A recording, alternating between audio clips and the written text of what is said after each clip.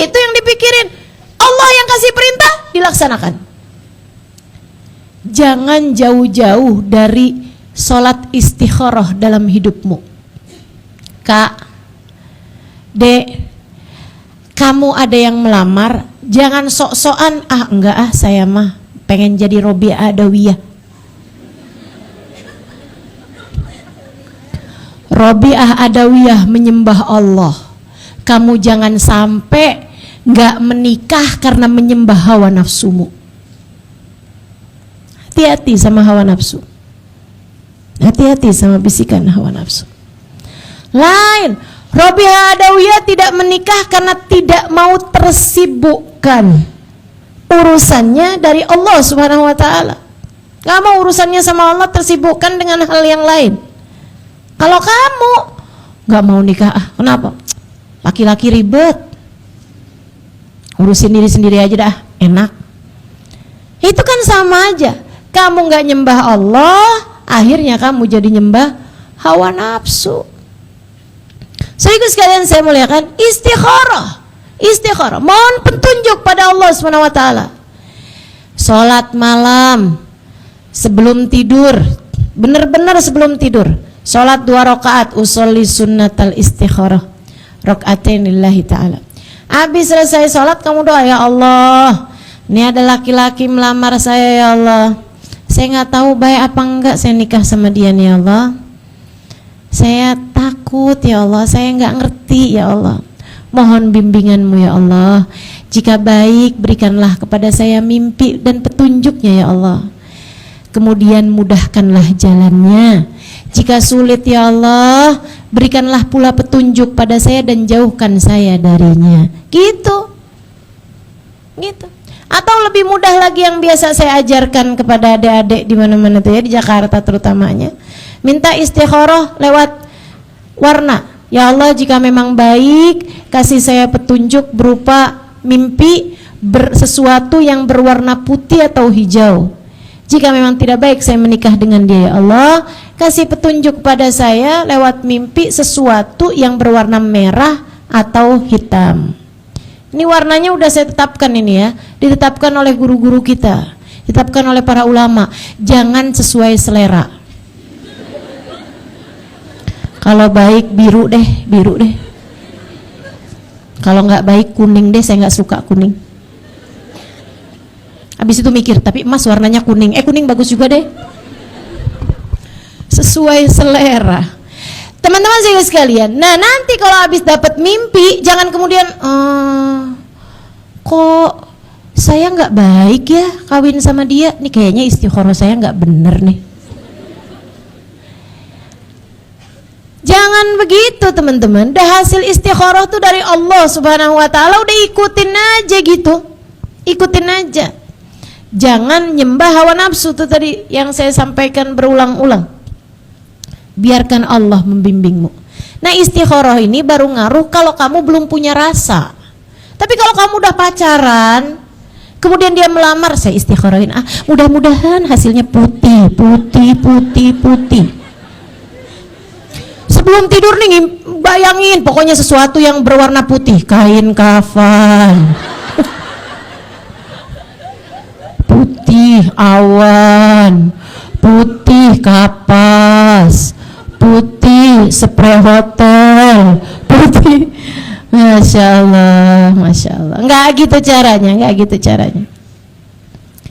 Jangan punya rasa, begitu kan? Karenanya memang Ustazah gimana caranya biar nggak punya rasa? Jangan pacaran. Makanya saya sarankan kepada yang belum menikah di sini, kemudian datang lamaran, sebelum kamu punya rasa, ada laki-laki yang mengajakmu berkenalan, mau deket-deket, bilang sama dia gitu, kasih nomor telepon, bukan dirimu, bapakmu.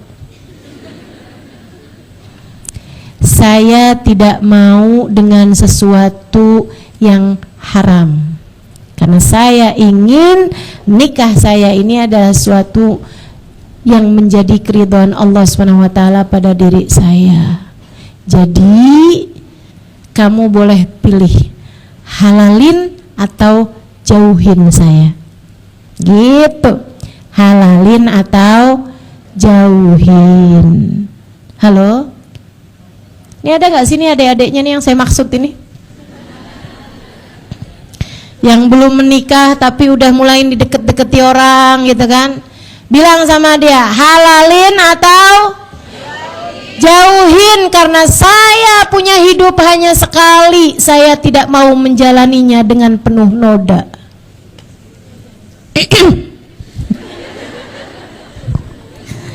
Itu saya bayangin ya, kalau dia kurang-kurang solehah selama ini, tuh banyak yang cie-ciein. Seenggaknya teman-temannya cie, mendadak solehah, abis hadir seminarnya Ustaz Halimah. Minta petunjuk pada Allah Subhanahu wa taala. Teman-teman sekalian, itu yang dilakukan Yukabid. Dan begitu Allah Subhanahu wa taala perintahkan, Yukabid taruh anakmu dalam kuali. Dia nggak nawar-nawar, tapi apinya dimatiin ya Allah. Enggak gitu. Ya udah taruh aja gitu. Taruh. Bismillah. Laksanakan perintah Allah Subhanahu wa taala. Begitu ditaruh, set, masuk tuh tentaranya. Kami dengar di sini punya anak laki-laki. Diam aja semuanya. Mana anaknya? Mereka pun mulai sibuk nyari. Kok nggak ada gitu ya? Nyari di tempat tidur, sampai nyari di bawah kolong tempat tidur, nyari di atap, nyari di semua nih tempat-tempat udah dicari-cariin. Nyari di lemari, sampai laci-lacinya dibuka. Padahal anak kan nggak sekecil itu juga, dikirain surat apa? Teman-teman sekalian, nyari di sana di sini nggak ketemu juga. Di mana anaknya? Nggak orang nggak ada yang kepikir. Masa anaknya mau ditaruh di dalam kuali yang apinya sedang menyala? Ya kan semua orang mikirnya yang di dalam kuali itu rendang, opor, begitu kan ya? Kuah lah seenggaknya gitu. Ini kok anak kan nggak kepikir gitu. Mereka pun kemudian keluar sesudah putus asa, nyari lama, mungkin setengah jaman gitu nggak dapat. Akhirnya mereka semuanya keluar. Panik nih keluarga ini, ketakutan. Tapi mereka tetap berusaha menenangkan diri. Sampai mereka udah jauh, nggak kedengaran lagi suaranya. Mereka udah mulai tutup pintu, tutup jendela. Mereka buka kuali tersebut, tutupnya, kemudian diangkatlah dan sehat seperti tidak terjadi apa-apa. Kenapa gitu? Sebab semua hal kendalinya adalah Allah.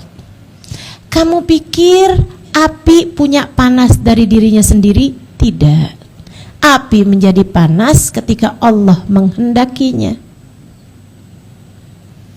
Gak ada yang bisa berbuat apapun di atas muka bumi ini kecuali dengan izin Allah. Jadi gak usah takut terhadap apa-apa teman-teman. Jika api aja dengan izin Allah bisa gak membakar, apalagi cuman kamu bersentuhan dengan orang yang kena penyakit misalnya, gak langsung nular. Ya kan begitu? Ya ampun, tadi tuh habis ketemu sama orang kena COVID.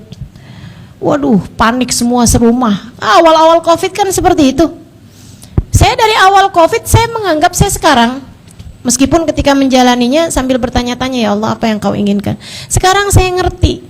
Dan saya menganggap bahwa COVID kemarin, 2 tahun masa pandemi teman-teman, di Jakarta memang benar-benar susah keluar ya. Kita tuh memang nggak ada majelis sama sekali gitu, 2 tahun. Untuk saya yang biasanya sehari 2-3 majelis gitu, yang biasanya sehari-hari saya bepergian kemana-kemana buat mengajar, teman-teman sekalian, tiba-tiba nggak ada majelis 2 tahun. Tersiksa ustazah? Tidak. Kenapa begitu? Karena saya tahu ini adalah yang terbaik yang Allah berikan pada saya. Dan sekarang saya sangat mensyukurinya. Kenapa? Dalam masa 2 tahun itu umi saya sakit. Saya tinggal bersama dengan umi saya 3 bulan lamanya. Saya rawat umi saya gosokin umi saya. Umi saya sakit, kesakitan punggungnya sampai membuat beliau tidak bisa berbaring, nggak bisa posisi tidur. Jadi tidur sekalipun beliau selalu dengan duduk. Duduknya itu pun juga sandaran kepada sesuatu yang keras. Sebab kalau empuk beliau juga akan merasakan kesakitan. Teman-teman sekalian, dan di masa-masa itu